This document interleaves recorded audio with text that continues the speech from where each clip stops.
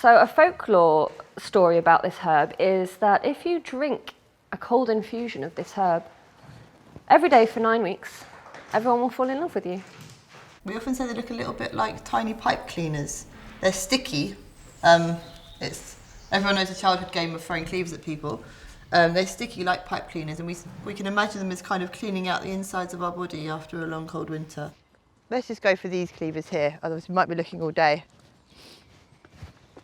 So, do you want to do cleave? Do you want to come with me? Do you want me to hold your hand? Yeah. So, here we have cleavers. Other names for this plant are sticky willy. The Latin name... I'll throw it in your hair, that's why. That's why, because it's sticky, it sticks to stuff. You'll notice one identifying feature of this is its seeds have a tiny little round balls with hooks on them that often get stuck to your dog or your socks when you're walking through the woods. A lot of people know this plant without really knowing this plant. They know the seeds of this plant. Some people used to use this. If you get a great big patch of it, a handful of it, they'd use it to filter milk, filter dust and hair out of milk.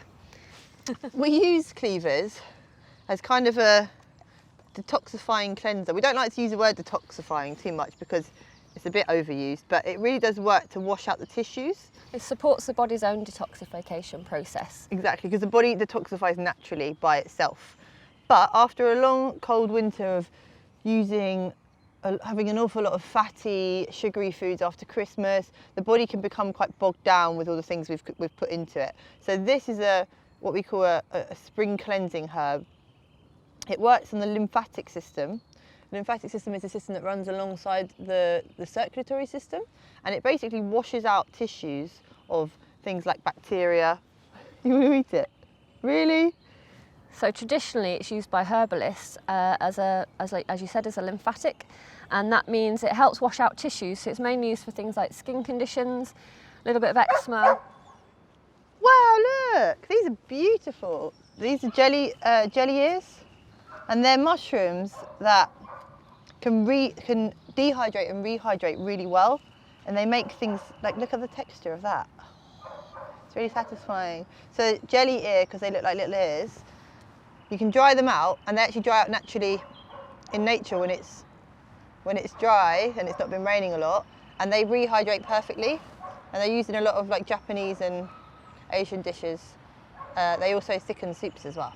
If you dehydrate them and then rehydrate them with flavoured alcohol, they make really nice gummy bears, adult gummy bears. Sugary alcohol, like yeah. a pure. Like an elderberry port or something. Should we put those in the basket? You see this? This is where you have to put your cloaks down and let us step across them. This is a very familiar dandelion that most people will recognise. It grows in lawns an awful lot. Dandelion is a potassium-sparing diuretic, which is a really good thing to have. Diuretics are herbs that make you pee a lot. So it's great for if you have urine infections and you need to flush bacteria out of the bladder. But it's also, diuretics are used when you have high blood pressure. The only thing about diuretics is that they often leach potassium out of the body. Now, dandelion is so high in minerals, one of them being potassium, it actually gives more potassium than it leaches out of the body. So, you always wash anything you've picked from the wild because there's lots of places that dogs pee, pollution from cars, any kind of dirt basically you want off the plant. So we'll chop off a little bug. So debug your plants, debug everything. Slug. A little slug. He's upside down. Sorry. So when you harvest cleavers, they've got a really tiny little root that just look a bit black and yucky. They're not dangerous, but we tend to chop them off. And then it's just simply a case of bashing your plant. So because this is a cold infusion, in typical infusions, we'll use hot water. The hot water helps to break down the cellulose in a plant. But because we're only using cold water, we're going to help that process along by bashing it with either the end of a rolling pin or a pestle and mortar, just like this. It's good to get a bit of anger out.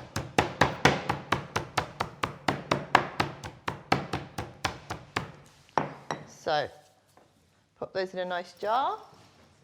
And we'll do the same with our dandelion leaves. Something that you don't have to add, but is really, really tasty, is a bit of lemon.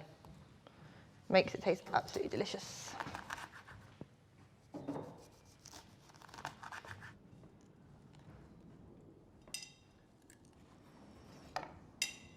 And then just pour cold water over it.